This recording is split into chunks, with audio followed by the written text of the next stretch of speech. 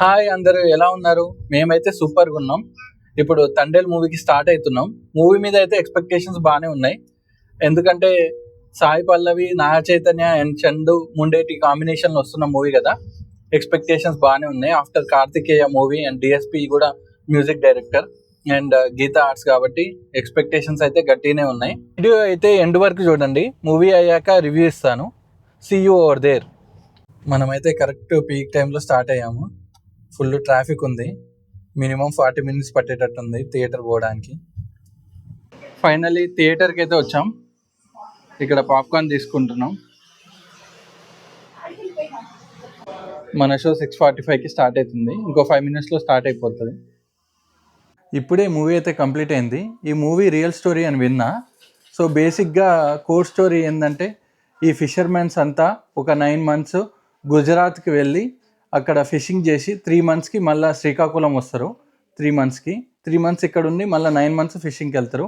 ఆ 9 monthsని ఫ్యామిలీని మిస్ అవుతూ ఉంటారు. సో ఆ ఎమోషన్స్ని అంతా డైరెక్టర్ పోర్ట్రే చేయాలని చూసిండు హీరో హీరోయిన్ మధ్యన.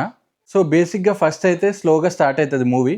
బేసిక్గా డైరెక్టర్ హీరో హీరోయిన్ మధ్య లవ్ ఎమోషన్ని కోర్ పాయింట్ని ఎస్టాబ్లిష్ చేసుకోవడానికి టైం అయితే తీసుకుండు. ఆ ఎమోషన్స్ అయితే వర్కౌట్ అయినట్టు అనిపించాయి. కాకపోతే ఫస్ట్ హాఫ్ కొంచెం స్లోగా స్టార్ట్ అయ్యి ఇంటర్వెల్కి పికప్ అయిపోతుంది మొత్తం. Actors even including the lead actor Sai Pallavi, Naga Chaitanya అందరు శ్రీకాకుళం స్లాంగే మాట్లాడారు.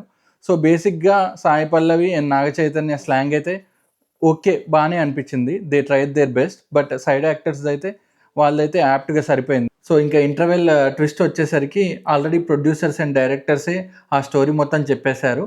కాకపోతే లీడింగ్ టు ద ఇంటర్వెల్ ఆ సీక్వెన్స్ ఏదైతే ఉందో అది చాలా బాగా డైరెక్ట్ చేశారు. చాలా బాగా అనిపించింది. ఇంకా సెకండ్ హాఫ్కి వచ్చేసేసరికి సెకండ్ హాఫ్ కొంచెం మూవీ ప్యాట్రియాటిక్ టర్న్ తీసుకున్నట్టు అనిపించింది నాకు. So even the core emotion love story ఉన్న కొన్ని అప్స్ అండ్ డౌన్స్ అనిపించింది. కొంచెం ప్యాట్రియాటిక్ అలాంటి మూమెంట్స్ చూపించారు సెకండ్ హాఫ్లో.